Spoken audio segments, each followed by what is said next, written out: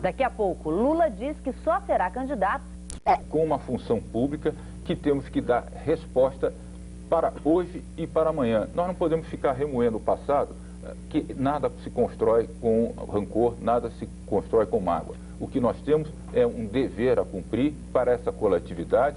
Eu quero o concurso da vereança, eu quero o concurso do vice, eu quero o concurso da população. E para isso estendo a minha mão. E não tenho nenhum rancor, espero que as pessoas também não tenham. Então isso é o senhor pensando no futuro, uma vez que o PFL pensa em fazer uma aliança com o PTB de Paulo Maluf aqui em São Paulo, no governo do Estado? Nós estamos falando da administração da cidade de São Paulo. Sim, mas de qualquer jeito estender a mão para o resto agora. O PFL, a propósito, ele constitui a base governista do governo, não desse momento. Constitui a base governista do governo desde a nossa candidatura, quando a coligação PPB, PFL e PL se formou desde a época da nossa campanha. E esse acordo de participação de governo existe desde a candidatura e está sendo rigorosamente respeitado. Claro que ao PPB interessa que essa coligação a nível municipal funcione satisfatoriamente e dê oportunidade para que a provável coligação que se desenha a nível estadual também aconteça. Agora, prefeito, uma pergunta. Por que tem tanta obra aqui em São Paulo que começou e já está parada há quase um ano? Aí, por exemplo, eu faço um reparo, porque as principais obras que estavam paradas foram retomadas. Eu posso exemplificar com aqueles... asfaltamento de rua, foi fresada a rua, de repente ninguém mais fez nada, está tudo parado. Eu gostaria, inclusive, que essas colocações gerais não fossem feitas, porque nós estamos com um serviço de atendimento à população justamente para pontualmente verificar quais são as questões relativas a buracos, relativas a pavimento, relativas a lixo. Quer dizer, as generalizações não são válidas nesse exato momento, porque nós estamos empreendendo, primeiro, um grande mutirão de limpeza de pavimentação na cidade de São Paulo. Segundo, porque existe um serviço de atendimento à população que vem, no prazo de 48 horas, dando resposta e solução a todas as colocações da população, de qualquer interessado. De forma que, se, meu caro Celso, você me disse, olha, na rua tal, existe um problema de pavimentação, ou o lixo não está sendo recolhido no bairro tal, por conta de uma deficiência, nós vamos lá e vamos resolver esse problema. Agora, não vamos colocar a coisa genericamente, mesmo porque todos estão vendo que nós estamos retomando todas, ou pelo menos boa parte das obras que estavam paralisadas. Prefeito, o senhor acabou de responder a dona Idade que a metragem do lixo recolhido é feito na administração regional, e é lá que é feita a metragem, é lá que se diz quanto é que deve pagar para a empresa que recolhe lixo, sem qualquer tipo de fiscalização, isso é verdade? Não, a fiscalização que você está falando é pesagem do volume coletado, do volume varrido, é da responsabilidade das administrações regionais. Agora, independentemente dessa fiscalização das administrações regionais, existe um sistema de controle e de auditoria independente sobre essa fiscalização. Então, é um sistema que está amarrado. Quem faz a auditoria? Atualmente é através da Prodan, de Serviço de Processamento de Dados do município, que através de planilhas e controles, inclusive automáticos de pesagem, faz esse tipo de aferição. E as regionais também fazem a fiscalização. Então, existe um controle duplo em relação a essa questão da medição do lixo. Prefeito, todo tempo que o senhor coloca a história da cidade recente, a gente está retomando as obras, a gente está recuperando a pavimentação, o senhor está reconhecendo também que o primeiro ano foi muito difícil e que essas coisas não foram feitas? De fato, reconheço sim, o primeiro ano foi muito difícil. Faltou dinheiro? O que aconteceu que esse primeiro ano foi tão difícil? Todo o primeiro ano de administração municipal, independente de ser ela a minha administração, isso aconteceu na administração do ex-prefeito Paulo Maluf. Continuidade. Um instantinho só, por favor, vocês me deixam responder. Vocês fazem a pergunta, me dão o direito da resposta, depois façam outra pergunta. Eu estou colocando que o primeiro ano de administração, em qualquer situação, é um ano particularmente difícil. É um ano de ajuste, e esse ano, só colocando o fato da continuidade citado por você, Celso, nós tivemos algumas excepcionalidades, como, por exemplo, uma redução na arrecadação não prevista por conta da queda do ICMS, provocada pela famosa Lei Candir, que reduziu a incidência do ICMS sobre produtos exportados. Por via de consequência, a transferência da cota-parte da cidade de São Paulo caiu também. Não contamos com cerca de 140 milhões de reais do sistema SUS de saúde, que nos é devido e que não é pago e que tivemos que cobrir com recursos próprios para que o sistema de atendimento à saúde a nível do município não entrasse em colapso. Então, são situações excepcionais que agravaram aquele quadro que já era normalmente dificultoso de um primeiro ano de governo. Passado aquele período de 1997, nós entramos com a casa em ordem. E eu digo isso porque você, como um bom analista financeiro que é, sabe que o déficit público é o parâmetro de aferição do equilíbrio das contas públicas. Esse déficit público no ano de 96 era da ordem de 20% e foi reduzido para 6% no final de 97. Quer dizer, reduzimos a 1/3. 20% do quê? 20% é o excesso da despesa em relação à receita. E esse excesso, que era de 20%, passou para 6%. Ou seja, houve uma dramática redução desse déficit, ou seja, desse desequilíbrio financeiro, o que nos permite, nesse ano de 98 e seguinte, retomar as operações normais da cidade, inclusive com os investimentos. Então, é essa a questão hoje que nós estamos administrando, uma situação equilibrada sob o ponto de finanças que nos permite a retomada de investimentos. Então, né? Sim, senhor, já equilibrou, nós já estamos com as coisas em ordem, sim, senhor. O senhor não tem dívidas atrasadas, nem com o pessoal do transporte? Meu caro, as dívidas que a prefeitura... Fornecedores da prefeitura estão recebendo em dia ou não, prefeito? Meu caro, as contas da prefeitura se encontram em ordem. Você pode pensar um outro caso de atraso pontual, mas não existe aquele atraso que caracteriza, vamos dizer assim, um desequilíbrio financeiro. Alguma coisa até por força de procedimentos tem razão burocráticos. de reclamar, dizendo que o pessoal dos transportes está excelentemente remunerado e prova disso é a licitação que nós estamos colocando para a operação do sistema Fura-Fila, que é o novo sistema que vai entrar na cidade de São Paulo já a partir desse ano. As potenciais ofertas que estamos esperando colocam uma tarifa substancialmente menor do que a praticada hoje no serviço convencional de ônibus, o que mostra que essas empresas estão com um nível muito bom de remuneração. Agora, prefeito, o senhor está dizendo que as finanças estão se reequilibrando, mas existe aí uma queixa, ou mais do que uma queixa, até uma acusação, de que está havendo um desvio de verba da educação. Quer dizer, a prefeitura não está usando os 30%. O que é improcedente, pela simples razão de que existe um demonstrativo financeiro que já foi publicado e que está sendo auditado pelo Tribunal de Contas, que mostra que a prefeitura, no ano de 97, gastou 30,4% das suas arrecadações na educação. E a lei orgânica do município estabelece um mínimo de 30%. Nesses 30,4% que a prefeitura gastou, não estão computados os gastos com a merenda escolar e os gastos com o programa Leve Leite, que, se somados a essa despesa, eleva esse pessoal para 33%. Então, para que CPI da educação? Então, se o senhor gastou direitinho? Ótima pergunta a ser feita com o apoio da sua bancada. A sua ótima pergunta a ser feita também à bancada, que aprovou, no ano de 96, uma lei que escalonou diferenças desses 30% ocorridas no ano de 95 e 96 para compensação nos anos seguintes, como tem sido feito. E no ano de 97, essa compensação somou cerca de 45 milhões. Então, uma excelente pergunta a ser colocada para a bancada, que foi a mesma bancada que aprovou... Suspeita. Meu caro, e não há suspeita em relação a fatos que apoia o senhor, contábeis. Apoiou a CPI, é sinal que eles colocaram o senhor sob suspeita. Mas as pessoas que colocaram essa CPI foram as mesmas pessoas que aprovaram uma lei municipal que baseia-se também numa legislação federal, permitindo a compensação de gastos anteriores à minha gestão de 95 e 96 nos anos seguintes. Então, desculpa, fato que vem sendo o nosso telespectador está pensando assim, então não entendo como é que esse pessoal que votou essa lei vota uma CPI contra o senhor. Simplesmente... Foi uma ameaça, uma forma de recuperar... Só para entender, lógico, foi chantagem. Digamos, foi chantagem. Várias perguntas ao mesmo tempo, não há condição.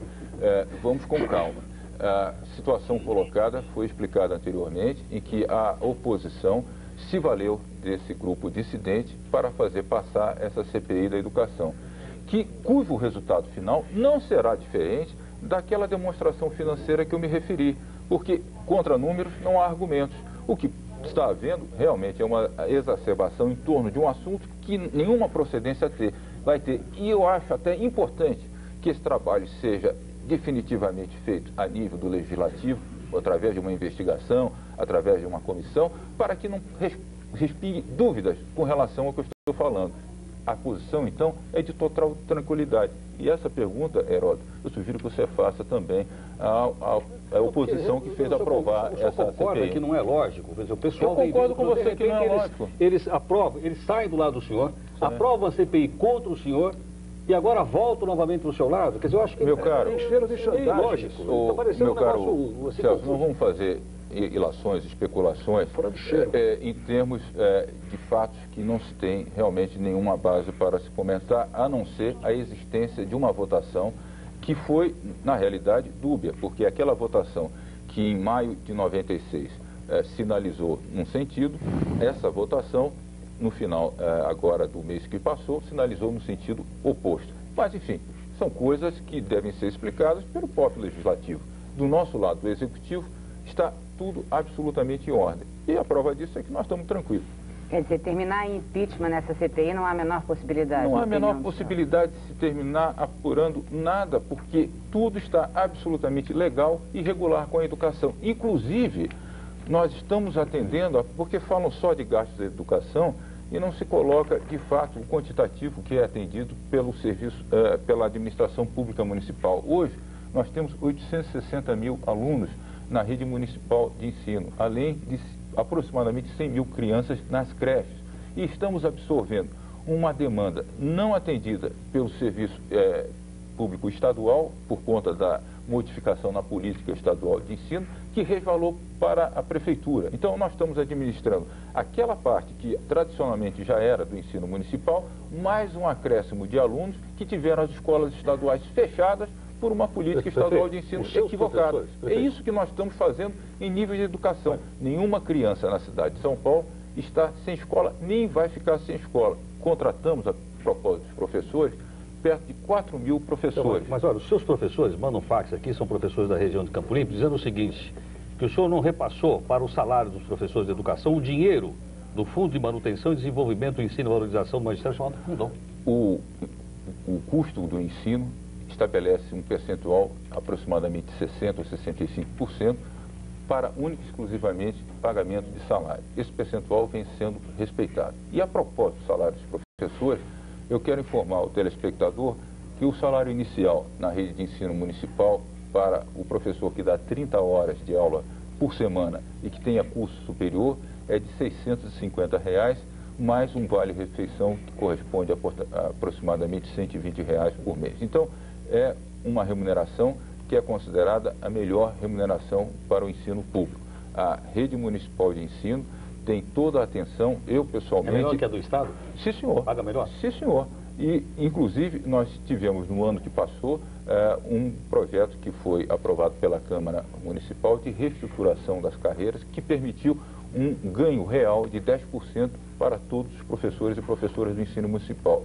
Independentemente disso, nós fizemos estender o vale-refeição a todos os profissionais de ensino. Então, nós temos também, no lado do professorado, a certeza que estamos dando a melhor remuneração e também o prestígio que a classe merece. Perfeito. Nós temos aqui uma série de perguntas para o senhor. O Oswaldo Rezende, do Butantã, é motorista de ônibus e pergunta o seguinte: na sua campanha, o senhor prometeu gerar empregos, mas com a implantação da catraca eletrônica, 23 mil funcionários podem ser dispensados. O senhor pode explicar isso? Sim, inclusive porque nessa semana entrou em operação a linha de trólebus no centro da cidade, que é a primeira linha que utiliza o sistema da catraca eletrônica. E antes da entrada de operação desse primeiro serviço, eu estabeleci uma norma através de um decreto de que nenhum cobrador seria dispensado por conta da implantação desse sistema. Esse servidor, esse profissional, seria remanejado para outras funções dentro do sistema de transporte. Isso está estabelecido, inclusive, em conjunto com as empresas operadoras, cujos setores de recursos humanos passam agora a funcionar em termos de pool. Quando há necessidade de um funcionário, esse recorre ao pool para que aquela disponibilidade existente numa empresa atenda à necessidade de outra, não havendo então uma dispensa.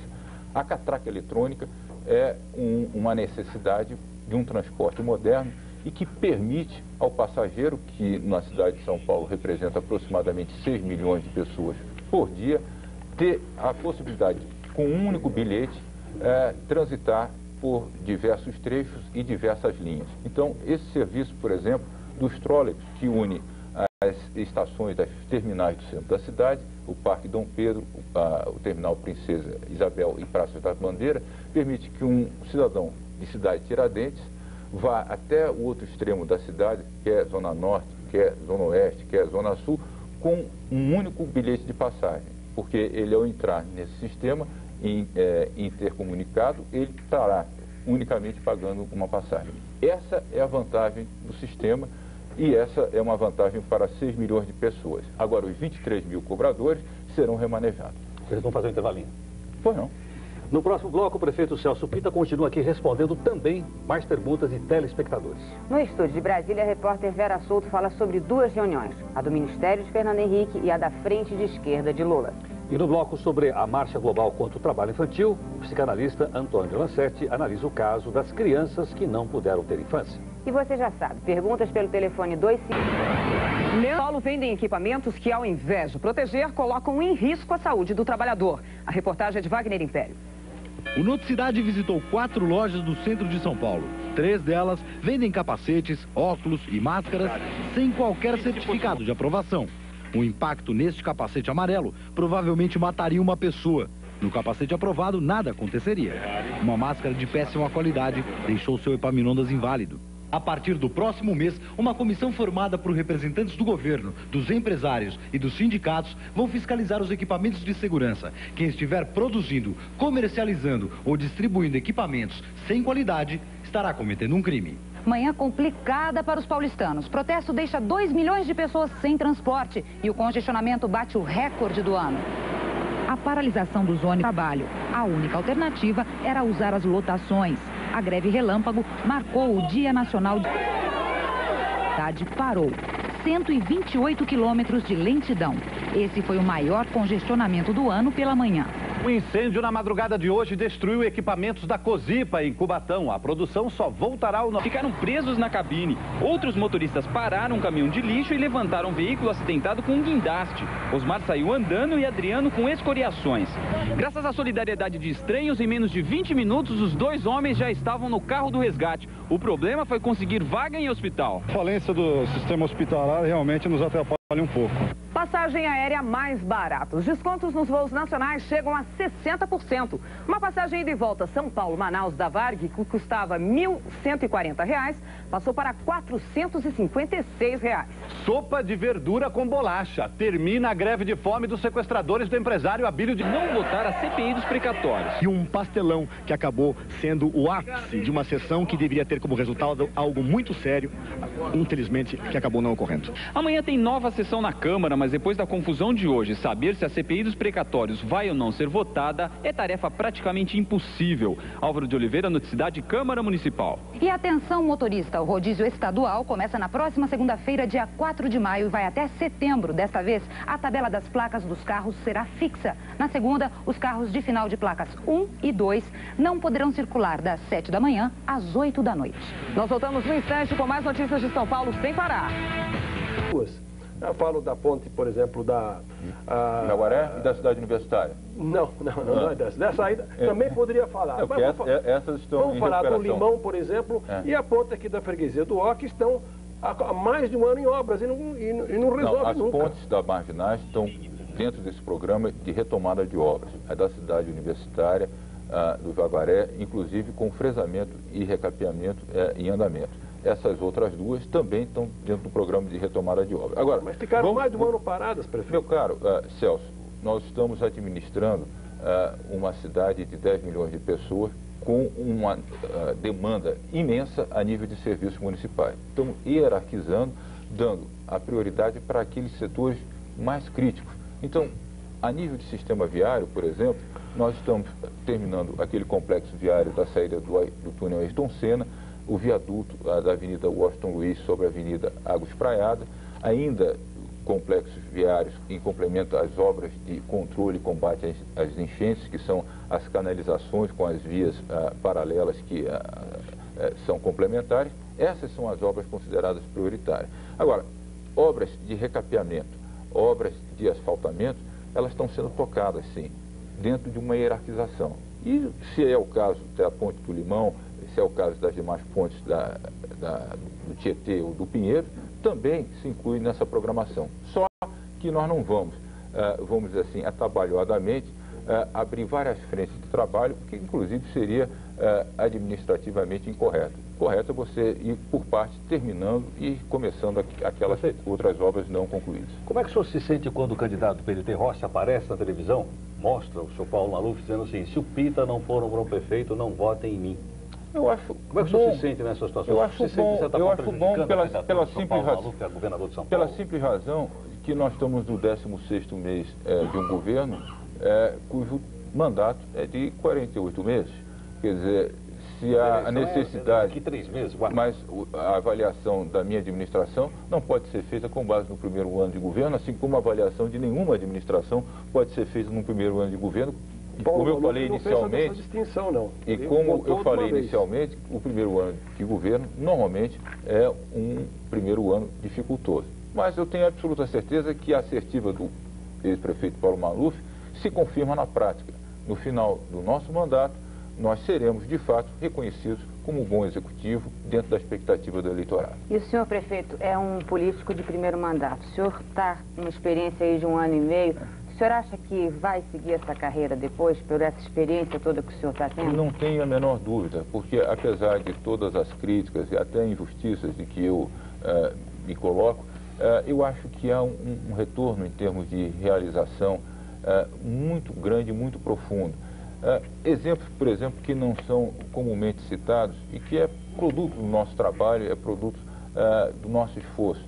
Nós conseguimos, juntamente com o prefeito do Rio de Janeiro, implantar o desconto na ponte aérea, da tarifa da ponte aérea em finais de semana.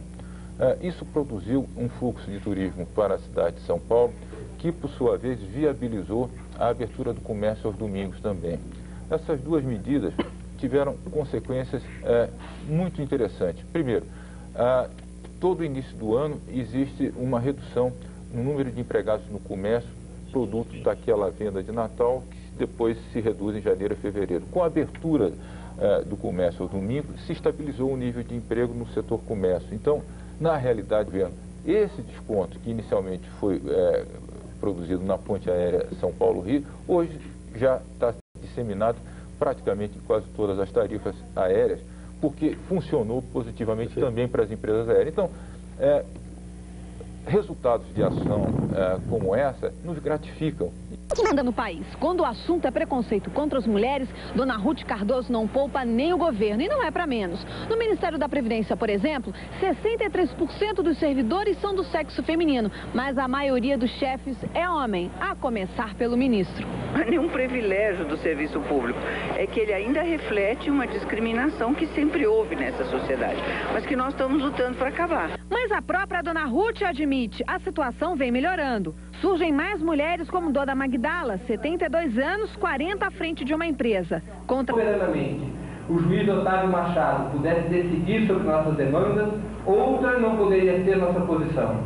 Está suspensa, em decisão unânime dos presos, e por tempo indeterminado, a greve de fome, iniciada em 13 de abril de 1998. É proibido empregar menores de 14 anos, mas muitos fazendeiros e empresários não querem nem saber. Empregam mesmo crianças e adolescentes sem nenhum respeito à lei. Segundo o IBGE, o Brasil tem 4,5 milhões de crianças trabalhando. Para tentar acabar com a exploração da mão de obra infantil, uma marcha atravessa o mundo. A chegada acontece no dia 1º de julho, na Suíça. Vamos conversar com um psicanalista e que presta consultoria ao Unicef, Antônio Lancetti, sobre as consequências do trabalho infantil. Boa noite, doutor Lancetti. Boa noite. Em primeiro lugar, qual é o futuro de uma criança que trabalha? É um futuro incerto, é um futuro perigoso, porque ao interromper o que é natural da criança, que é brincar, que é mais ou menos assim,